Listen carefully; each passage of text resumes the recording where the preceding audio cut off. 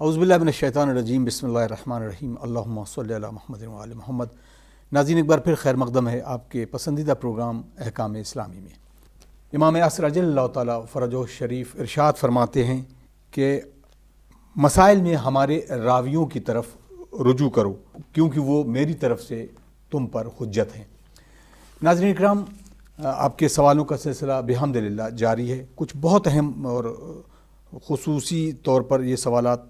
جو ہم آپ کی خدمت میں پیش کریں گے، ہمارے ساتھ موجود ہیں حجت الاسلام والمسلمین علی جناب مولانا مصطفیٰ علی خان ادیب الہندی صاحب قبلہ۔ السلام علیکم آقا۔ علیکم السلام ورحمۃ اللہ۔ آقا، تعلیم اور تربیت کے حوالے سے بہت خوبصورت گفتگو ہو چکی ہے، لیکن بعض اوقات والدین اپنے بچوں پر تنبیہ کرتے ہوئے کچھ مار پیٹ بھی کر دیتے ہیں، تو اس کو کس طریقے سے شریعت نے لیا ہے؟ اعوذ باللہ من الشیطان الرجیم، بسم اللہ الرحمن الرحیم، الحمدللہ رب العالمین، وصلی اللہ علی سیدنا محمد وعلیہ الطیبین الطاہرین۔ تعلیم و تربیت پہ تقریباً ہماری ایک مفصل گفتگو اس سے پہلے ہو چکی ہے، لیکن بہرحال ایک ایسی چیز ہے جو روزمرہ کی زندگی میں ہمارے سامنے آتی ہے، اور انسانی معاشرے کی جو سب سے اہم کڑی ہے وہ ہے تربیت اولاد کی، کیونکہ ہر نسل اگلی نسل کے لیے بستر کو فراہم کرتی ہے، اور اس کی ذمہ داری ہے کہ اگلی نسل کو بہترین طریقے سے اس سماج کے تحویل دیا جائے یا سماج کو اس کے حوالے کیا جائے، کیونکہ یہی نسل جس کی تربیت آج ہم کر رہے ہیں یہ کل کا سماج ہے، اور پھر اس کے بعد کی نسل کی ذمہ داری ان کے اوپر ہوگی۔ اسلام نے جہاں تمام چیزوں کی طرف تاکید کی، وہاں اس چیز کو بہت زیادہ طریقے سے اور بہت مؤثر طریقے سے بیان فرمایا۔ امیر المومنین علیہ السلام سے روایت ہمارے پاس ہے، امام جعفر صادق علیہ السلام سے روایت ہمارے پاس ہے، پیغمبر اکرم سے روایت ہمارے پاس ہے، ملتی جلتی روایت، کہ جس کا مفہوم یہ ہے کہ بچے کی تربیت کو 3 حصوں میں تقسیم کیا ہے، 7 سال کے 3 حصے، جس میں امیر المومنین نے فرمایا کہ پہلے 7 سال یعنی جو ابتدا سے پہلے 7 سال ہے، اس میں بچے کے اوپر کسی قسم کی سختی نہ کرو اور اس کو آزاد چھوڑ دو، جو چاہے وہ کرنے دیں اس کو۔ البتہ اس میں اس چیز کا خیال رکھنا ہے کہ وہ کوئی ایسا کام نہ کرے جو اس کو نقصان پہنچا دے، یا کوئی ایسا کام جو کسی دوسرے کو نقصان پہنچا دے۔ امیر المومنین نے کہا ہے آزاد چھوڑ دو، جو چاہے کرو، نہیں، یہاں پر بھی اس چیز کا خیال رکھے کہ وہ خود کو یا کسی دوسرے کو نقصان نہ پہنچائے، لیکن اس کو آزاد رہیں، وہ جو چاہتا ہے وہ اس کو عطا کیا جائے، کھیلنا چاہتا ہے کھیلنے دیا جائے۔ آج کے دور میں ایک بہت بڑا مسئلہ جو غرب نے ہم پر مسلط کیا، اور ہم اس میں اتنا ملوث ہو گئے کہ ہمیں لگتا ہے کہ ہمارا ہی ہے مسئلہ ہے یہ، اور غرب اس کے سلسلے میں ذمہ دار ہے، اس ہدف کے ساتھ اس نے یہ کام کیا، لیکن اب نتیجے میں ہم یہ دیکھتے ہیں کہ 3 سال کے بچے اور 4 سال کے بچے زبردستی اسکول بھیجے جاتے ہیں، ان کے اوپر سختی کی جاتی ہے، اور ان کو ہر طرح سے اس کے سلسلے میں تنبیہ کی جاتی ہے، اور اس کے نتیجے میں ان کا وہ جو مرحلہ جو ابھی کھیلنے کا ہے، رشد کا ہے اور مزاح کا ہے اور دنیا کو سمجھنے کا ہے، وہ تقریباً ان سے لے لیا جاتا ہے، اور وہ جو بچپن ہو جس کو ہم کہا کرتے ہیں وہ تقریباً ان سے چھین لیا جاتا ہے، ان کو اسی عمر سے کمپٹیشن لیول اور کمپٹیشن کی سوچ اور آپس میں مقابل اور اس طرح کی چیزوں میں ڈال دیا جاتا ہے، جو اس کی تربیت کے لیے بالکل مناسب نہیں ہے۔ لہٰذا پہلے 7 سال کے لیے امیر المومنین فرماتے ہیں کہ اس کو بادشاہوں کی طرح رہنے دو، اس کو آزاد چھوڑ دو، اگلے 7 سال اس کو غلام کی طرح رکھو۔ البتہ غلام کی طرح رکھنے کا یہ مطلب نہیں ہے کہ اس کے اوپر ضرب و شتم کیا جائے اور اس پر ظلم کیا جائے۔ غلام کی طرح رکھنے کا مطلب ہے کہ جس طرح آپ غلام کو حکم دیتے ہیں اور وہ تعمیل کرتا ہے، اسی طرح بچے کو ادب سکھائیے، تمیز سکھائیے، اس کی تعلیم و تربیت میں سختی کیجیے۔ جس طرح غلام سے سختی سے کام لیا جاتا ہے، اسی طرح اس بچے کو سختی سے تعلیم کی طرف متوجہ کیا جائے، اس کو آداب اور معاشرت سکھائی جائے، کس طرح دسترخوان پہ بیٹھنا ہے، کس طرح بات کرنی ہے، کس طرح تمام کام انجام دینے ہیں۔ اور اگلے 7 سال جو آخری 7 سال ہے، اس میں اس کو وزیر کی حیثیت دیجیے اور اس سے رائے اور مشورہ لیجیے۔ لہٰذا اور اس سے ایک اور چیز سمجھ میں آتی ہے کہ امیر المومنین یہ بتانا بھی چاہ رہے ہیں کہ جب 21 سال کا بچہ ہو گیا تو پھر اب وہ بڑوں میں آ گیا، اور اب وہ اس لائق ہے کہ اب وہ اپنی زندگی اور اپنے معاشرے اور اپنی نسل اور اپنی ان چیزوں کی بات کریں، اس کو ہم ازدواجی زندگی کہتے ہیں۔ یعنی اس طرح سے اگر اس حدیث کو ہم ایک اور نتیجہ دینا چاہیں تو یہ کہ 21 سال کے بعد اب وہ اس لائق ہے کہ وہ خود اپنا نسل کی بات کرے اور اپنی اولاد کے سلسلے میں گفتگو کرنا شروع کرے، یا اپنی اولاد کے سلسلے میں مسائل کو دریافت کرنا شروع کرے۔ لیکن یہ 21 سال تربیت کے سال مانے جا سکتے ہیں، اور اس کے اوپر عمل کرنا چاہیے۔ اب جہاں تک مارنے اور پیٹنے کی بات ہے، تعدیب کا حکم ہے، تعدیب میں ضرب لگانے تک کی اجازت شریعت نے دی ہے، لیکن اس طرح سے نہیں کہ کسی سخت چیز سے اس کے اوپر ضرب لگائی جائے یا کسی خاردار چیز سے اس کے اوپر ضرب لگائی یا کوئی بھی چیز جس سے اس کو تھوڑا سا ڈرایا جا سکے، کیونکہ ایک ڈر بھی ضروری ہوتا ہے تعدیب میں اور تہذیب سکھانے میں۔ انسانی فطرت ہے یہ کہ اگر اس کو ڈرایا نہیں جائے گا تو وہ تھوڑا سا اس طرح سے عمل نہیں کرتا جیسے اسے کرنا چاہیے۔ لیکن ضرب بھی اس طرح سے نہیں ہونی چاہیے کہ خصوصاً چہرے کے اوپر اس طرح سے ضرب نہیں لگنی چاہیے کہ اس کے اوپر نشان پڑ جائے یا حد سے زیادہ ہو جائے۔ ایک حد تک تھوڑا سا تعدیب کے حد تک مارنا بھی اجازت دی ہے شریعت نے، لیکن اس حد تک کہ اس کی اذیت کا سبب نہ بنے، صرف ڈر اور خوف کی حد تک رہے کہ وہ مہذب ہو سکے اور آپ کے خوف سے کچھ چیزوں کو وہ سیکھ سکے، وہ بھی 7 سال کے بعد کا مرحلہ ہے۔ لہٰذا اولاً تو مارنے پیٹنے کی ضرورت نہیں ہے، لیکن اگر مارنا جائے بھی تو اس طرح سے نہیں کہ اس کو کوئی نقصان ہو اور حد سے اوپر نہیں گزرنا، یعنی عرف میں یہ نہ کہا جائے کہ یہ بہت زیادہ حد کے اوپر اس نے اس بچے کے ساتھ زیادتی کی ہے، یہ جملہ استعمال نہیں ہونا چاہیے۔ اگر یہ جملہ استعمال ہو رہا ہے تو پھر اس کے مسائل دوسرے ہو جائیں گے،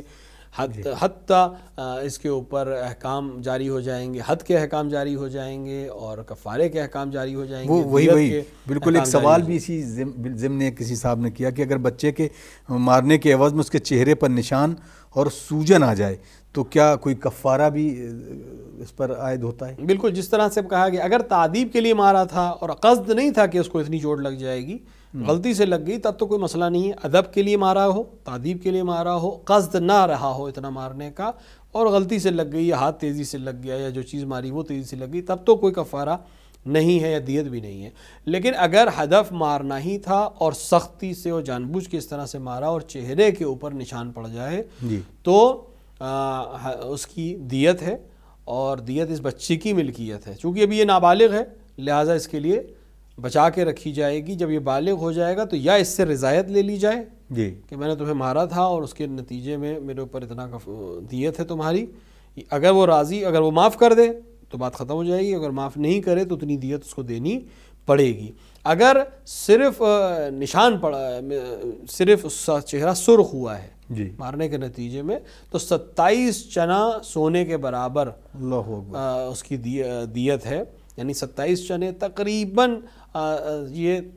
2 سے 2.5 گرام سونے کی قیمت یا سونا اس کو دینا پڑے گا۔ اور اگر سوجن آ گئی، جیسا کہ انہوں نے پوچھا، سوجن آ گئی یا خراش آ گئی ہے اس کے جس چیز کے اوپر، تو پھر اس کا ڈبل یعنی 54 نخود یعنی 54 چنے کے برابر سونے کو دینا پڑے گا۔ اور اگر سوجن آ جائے یا سیاہ ہو جائے وہ حصہ تو پھر 104 نخود یعنی چنے کے برابر سونا یا اس کی قیمت اس بچے کو دیت کے طور کے اوپر دینی پڑے گی، اور یہ اس بچے کی ملکیت رہے گی، اس کے والدین کی ملکیت نہیں ہے، اس بچے کی ملکیت رہے گی، اور بعد بالغ ہونے کے بعد اس کو ادا کی جائے گی۔ ہاں اگر یہ راضی ہو جائے کہ آپ نے مارا تھا کوئی بات نہیں اور تہذیب کے لیے مارا تھا یا میرے لیے کوئی مسئلہ نہیں ہے، مجھے نہیں چاہیے، تو پھر کوئی مسئلہ نہیں، وَإِلَّا یہ مقروض رہیں گے اور اس کو دینا پڑے گی۔ لہٰذا اولاً یہ کام نہ کیا جائے، کیونکہ روایات سے بھی معلوم ہوتا ہے اور آج کی جدید جو ہماری سائیکالوجی ہے وہ بھی اس بات کو بیان کرتی ہے کہ جو بچے ضرب و شتم کے ذریعے سے تربیت پاتے ہیں وہ سماج کے لیے بہت نقصان دہ ثابت ہوتے ہیں، یعنی وہ چونکہ شروع سے ظلم سہتے ہیں یا ظلم ان کے اوپر کیا جاتا ہے، لہٰذا ان کے اندر ایک کیفیت طاری ہوتی ہے جس سے وہ خود سماج میں جب وہ طاقتور ہوتے ہیں تو پھر اس ظلم کے بدلے وہ ظلم کرنا شروع کرتے ہیں، اور بجائے ان پر جنہوں نے ان کے ساتھ ظلم کیا یہ سب پر ظلم کرتے ہیں، یعنی اس پورے سماج پر جو ان کو لگتا ہے یہ پورا سماج ذمہ دار تھا میرے ساتھ اس طرح سے ظلم ہونے پہ، کیونکہ جس سے بھی کہا گیا اس نے یہی کہا کہ ہاں باپ کو مارنے کا حق ہے اور ماں کو مارنے کا حق ہے۔ تو تربیت کا طریقہ اور اسلام نے اس طرح سے بالکل قرار نہیں دیا کہ جو کل نقصان دہ ہو سماج کے لیے، لہٰذا رقابت اسلام میں ہے، جیسے جناب شہزادی سلام اللہ علیہ کے لیے روایات میں ملتا ہے کہ آپ دونوں بھائی یعنی امام حسن امام حسین میں رقابت کراتے تھے جبکہ دونوں معصوم ہیں، لیکن رقابت اس طرح سے کہ دونوں مثال کی چیزوں کو یاد کرنے میں یا بچوں کے کھیل میں رقابت یہ کرانا، کیونکہ بچوں میں حس سے رقابت کو جگانا اور ان کو کھیل کے ذریعے تربیت کرانا یہ بہت اچھی چیز ہے، لیکن کہیں ہمیں تاریخ میں نہیں ملتا کہ شہزادی نے معصوم تو بچوں کی تو بات چھوڑ دیے، یعنی دیگر بچے جو امیر المومنین کے دیگر بچے ہیں، یا امام حسن کے بچے یا امام حسین کے بچے یا دیگر ائمہ علیہم الصلوۃ والسلام کے بچے جن کی مائیں معصوم بھی نہیں ہیں، جناب شہزادی کی تو خود معصوم ہے، لیکن باقی ائمہ میں سے کسی کی ماں بھی معصوم نہیں ہے، اور انہوں نے انہی کے آغوش میں تربیت پائی، وہاں بھی ہمیں یہ چیز نہیں ملتی۔ اس کا مطلب یہ ہے کہ اسلام یہ بتانا چاہ رہا تھا کہ تعلیم و تربیت ہو، تہذیب بھی ہو، مؤدب بھی کیا جائے، لیکن ضرب و شتم سے کام نہ لیا جائے۔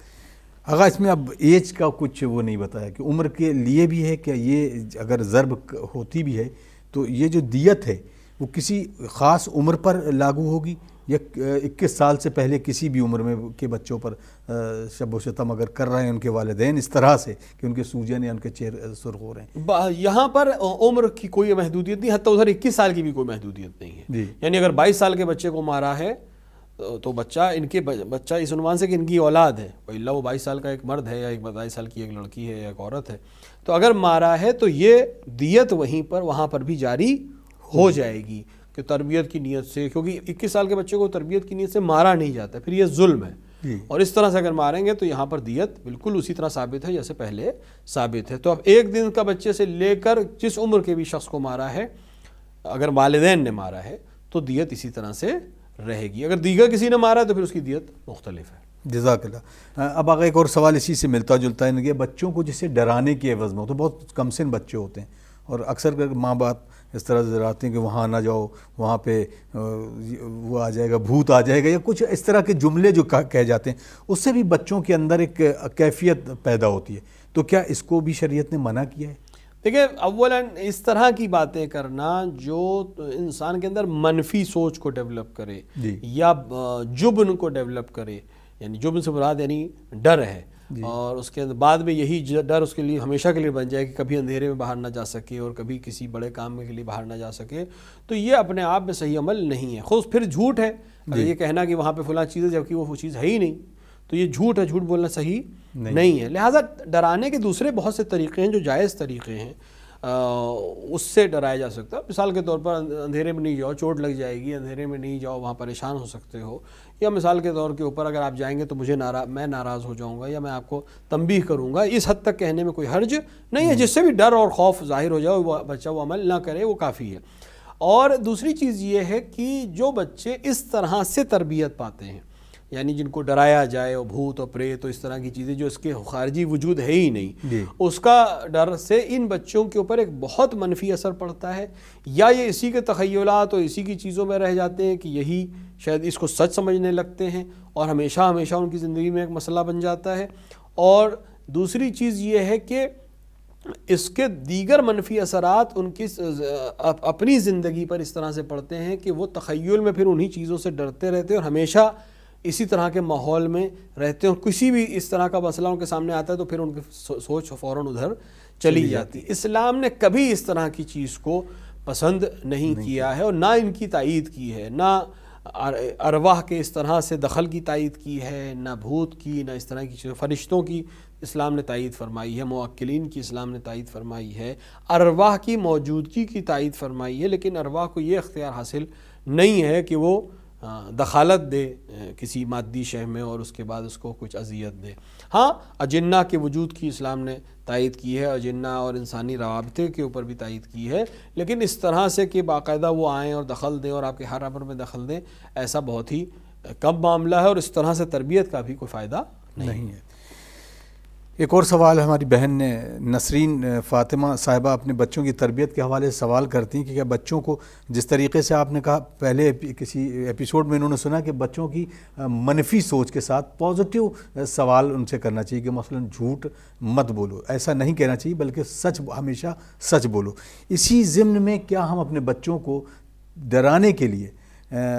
جہنم یا اس سے ریلیٹڈ جو خوف زدہ چیزیں ہیں یہ نہ بیان کریں؟ نہیں، جہاں تک سچ کا بیان، البتہ عمر کے اوپر ہے کہ مطلب جیسے 7 سال کا اگر ہو چکا ہے تو اتنی چیز وہ سمجھتا ہے، اور 7 سال کا بچہ جو ہے وہ عام طور سے تمیز رکھنے لگتا ہے، اسی لیے تاکید ہے کہ 7 سال سے بچہ بڑا ہو جائے تو اس کو نماز کی تعلیم اور عبادت کی تعلیم دینا شروع کرنی چاہیے۔ تو وہاں تصور جہنم یا تصور بہشت اس میں کوئی حرج نہیں، لیکن اس کے بہت ہلکے معیار، یعنی بہت ہی ابتدائی چیزیں. اب اس کو بالکل جہنم کی آگ میں ہی پہلے دن جھونک دینے سے کوئی فائدہ حاصل ہونے والا نہیں ہے. لیکن جہنم ہے، خدا کو جو بندے پسند نہیں آتے وہ ان کو جہنم میں ڈال دیتا ہے، اور جو پسند آتے ہیں وہ انہیں جنت میں ڈال دیتا ہے یا جنت میں رکھتا ہے. اور جنت جناب امام حسن اور امام حسین کی جگہ ہے اور امیر المومنین کی جگہ ہے، جس سے ایک اچھی چیز اس کے اندر پیدا ہو. اور جہنم وہ ہے جہاں یہ لوگ نہیں جائیں گے، جہنم وہ ہے جہاں سختی ہوگی، جہنم وہ ہے جہاں آگ ہوگی. اس حد تک جو اس کی سوچ میں بھی آ جائے، سمجھ میں بھی آ جائے، خوف بھی آ جائے، اور بہت زیادہ اس کو مشوش نہ کرے اس کی ذہنیت کے لحاظ سے. 7 سال کا بچہ، 8 سال کا بچہ، 10 سال تک کا بچہ، کہ جو ابھی اگر اس کو بہت زیادہ ڈرا دیں گے تو اس کے اندر بہت زیادہ منفی سوچ آ سکتی ہے. اس حد تک، جس حد تک اس کو ڈرانے کی حد تک اور منفی اثر سے بچتے ہوئے ان چیزوں کو بیان کرنے میں کوئی حرج نہیں. جزاک اللہ خیرہ. اگر آپ کچھ سوالات ہیں ان کو بھی لے لیتے ہیں اس موضوع سے ذرا ہٹ کے. ایک صاحب کا سوال ہے، السلام علیکم. وعلیکم السلام. کہ کوئی شخص ہاسپٹل میں نوکری کرتا ہو اور ہاسپٹل میں روز اس میں او ٹی میں آپریشن بھی چلتے رہتے ہیں، اور وہ نماز کے لیے کھڑا ہو گیا، یعنی اذان ہوئی، اس نے نماز کے لیے کھڑا ہوگا، اور ایسے میں لائٹ چلی گئی اور جنریٹر چلانا فوراً ہی ضروری ہے. تو اب اس کو لیے کیا حکم ہے؟ آیا وہ نماز توڑ کے جنریٹر کو سٹارٹ کرے؟ تو اس کے لیے حکم کیا ہوگا؟ اگر کوئی انسان ہاسپٹل یا کسی بھی ایسی جگہ کام کر رہا ہے جہاں اس کے لیے ضروری ہے کوئی کام فوراً انجام دینا، مثال کے طور پر کسی بڑی بلڈنگ میں کام کرتا ہے جہاں لوگ لفٹ کو یوز کرتے ہیں اور ایک دم سے اگر لائٹ چلی گئی تو سب کے لیے پریشانی کا سبب بن سکتا ہے، تو اگر ایسا انسان نماز شروع کر دیتا ہے اور اتفاق سے لائٹ چلی جاتی ہے، تو اگر یہ کسی کو اشارے سے متوجہ کر سکتا ہے، اس کے ساتھ کوئی اسسٹنٹ ہے جو یہ کام مطلب 2 لوگ کرتے ہوں، یا کسی اور کو بتا سکتا ہو کہ میں نماز پڑھنے جا رہا ہوں، اگر بالفرض لائٹ چلی جائے تو یہ بٹن دبا دینا یا اس طرح آن کر دینا، تب تو یہ کام کرے اور نماز اس کی صحیح ہے اور نماز کنٹینیو کرے. لیکن اگر نہیں، اس کے علاوہ کوئی نہیں ہے اور اس کو فوراً یہ کام انجام دینا ہے، نماز تک نہیں رکا جا سکتا، مثال کے طور پر ہاسپٹل میں ہے، آپریشن چل رہا ہوگا یا لفٹ میں کوئی آدمی پھنس سکتا ہے، اس کے لیے پریشانی کا سبب بن سکتا ہے، تو یہ بالکل نماز کو توڑے گا اور جنریٹر کو آن کرے گا اور پھر دوبارہ نماز شروع سے پڑھے گا. نماز توڑنے کا کوئی گناہ اس کنڈیشن میں اس کے اوپر نہیں ہوگا. جزاک اللہ. ایک صاحب نے سوال کیا ہے کہ اگر لاٹری کے ذریعے انعام یافتہ شخص اس لاٹری کے مال سے حج بیت اللہ بجا لائے تو یہ حج اس کے لیے کس طریقے کا ہوگا؟ حج کے لیے ضروری ہے کہ مال حلال کا ہونا چاہیے. حج نہیں بلکہ ہر عبادت کے لیے مال اور لباس اور تمام چیزیں حلال سے ہونی چاہیے. چونکہ لاٹری شرعاً اپنے آپ میں صحیح چیز نہیں ہے، تو اس سے حاصل ہونے والی رقم بھی صحیح نہیں ہے اور اس سے کی جانے والی عبادت بھی صحیح نہیں ہے. جزاک اللہ. ایک اور سوال ہے کہ کیا مسلمان سبزی کی ایسی دکان پر کام کر سکتا ہے جس کے گوشے میں شراب بیچی جاتی ہو، جبکہ اس مسلمان کا کام صرف پیسے وصول کرنا ہو؟ اگر کسی ایسی جگہ کام کر رہا ہے کہ جہاں کوئی حرام چیز بیچی جا رہی ہے، لیکن اس سے کوئی تعلق نہیں ہے، کوئی لین دین نہیں ہے، اور اس کا کام صرف دیگر چیزوں کو یعنی حلال چیزوں پہ اس کا عمل و دخل ہے، تو اس کے لیے کام کرنے میں کوئی حرج نہیں ہے. البتہ اگر اس سے بہتر کوئی جگہ ہو جہاں حرام چیزوں سے بچ سکتا ہے تو بہت بہتر ہے. لیکن اگر کوئی اور کسب و کار نہیں ہے اور اس کو اسی جگہ کام کرنا ہے اور حرام سے اس کا کوئی ربط بھی نہیں ہے تو یہ کام انجام دے سکتا ہے. اگر ایک اور سوال ہے اسی ضمن میں ایک صاحب نے کیا ہے کہ کیا اس شہد کی شیشی کو خریدنا جائز ہے جس کے اوپر انعامی کوپن چسپا ہو اور خریدتے وقت انعام نکل آنے کی امید بھی ہو؟ خود اپنے آپ میں جیسے بہت سی کمپنیاں یہ کام کرتی ہیں کہ انعامی رقم دیتی ہیں خرید و فروخت کرنے والوں کو کہ اس کے اندر کوپن نکلے گا اور نمبر اگر آ گیا تو آپ کو انعام ملے گا. تو اس طرح کے سامان خریدنے میں کوئی حرج نہیں ہے، کیونکہ قصد یہ کوپن خریدنا نہیں ہے، قصد ہمارا یہ شہد خریدنا ہے، اس کے ضمن میں یہ چیز آ گئی ہے، تو اس طرح کی خرید و فروخت میں کوئی حرج نہیں ہے. اور اگر بالفرض اس کے خریدنے کے بعد یہ رقم بھی اس کو حاصل ہو جاتی ہے تو یہ رقم بھی اس کو لے سکتا ہے، کیونکہ اس کا قصد اس چیز کو خریدنا نہیں تھا، لیکن بعد میں کسی وجہ سے یہ انعام میں اس کو حاصل ہو رہی ہے تو وہ رقم بھی لینے میں اس کے لیے کوئی اعتراض نہیں ہے. لیکن اگر نیت ہی اس کو خریدنا ہے کہ مثلا میں اس رقم کی وجہ سے یا اس انعام کی وجہ سے یہ شہد خرید رہا ہوں، یعنی نیت کا فرق ہے. اگر شہد خرید رہا ہے ساتھ میں کوپن آ گیا، پہلے سے اسے کوئی علم نہیں ہے، تو یہ شہد خریدنا جائز ہے، بعد میں حاصل ہونے والا انعام بھی جائز اگر کسی وجہ سے نکل آئے. لیکن اگر ہدف انعام کے لیے ہی اس چیز کو خرید رہا ہے تو پھر وہ اپنے آپ لاٹری کے حکم میں آ جائے گی اور یہ کام جائز نہیں ہوگا. زمرد قیصر صاحب کا سوال ہے، السلام علیکم، کینیڈا سے۔ میں ایک ڈپارٹمنٹل اسٹور میں کام کرتا ہوں اور خصوصاً اس ڈپارٹمنٹ میں گوشت کی خرید فروخت ہوتی ہے اور کچھ جگہ سے خنزیر کا گوشت بھی بیچا جاتا ہے۔ جو لوگ اسے حلال سمجھتے ہیں، کیا ایسے لوگوں کو ہم یہ بیچ سکتے ہیں جیسے کہ اہل کتاب؟ خنزیر کی خرید و فروخت کسی بھی حال میں جائز نہیں، حتی اہل کتاب کے لیے، یعنی ایک مسلمان کے لیے اہل کتاب کو بیچنا بھی جائز نہیں ہے۔ ہاں اگر یہ ڈپارٹمنٹل سٹور میں صرف کیئر ٹیکر کی حیثیت سے کام کر رہے ہیں، ان کو اس کا مطلب نہیں کہ اندر کیا چیز سٹور ہو رہی ہے، اور خرید و فروخت بھی کرنے والے سے اس کا کوئی ربط نہیں ہے، صرف کیئر ٹیکر کی حیثیت سے وہاں ہیں، اور در ضمن ایک اور اشیاء ایسی بھی آ رہی ہے جو حلال نہیں ہے، تو کوئی حرج نہیں۔ لیکن اگر یہ ڈائریکٹ خرید و فروخت میں انوالو ہے تو ان کے لیے کام صحیح نہیں ہے۔ بہت بہت شکریہ آقا۔ ناظرین، آپ دیکھ رہے ہیں پروگرام احکام اسلامی، بحمدللہ یہ سفر جاری ہے، اور امید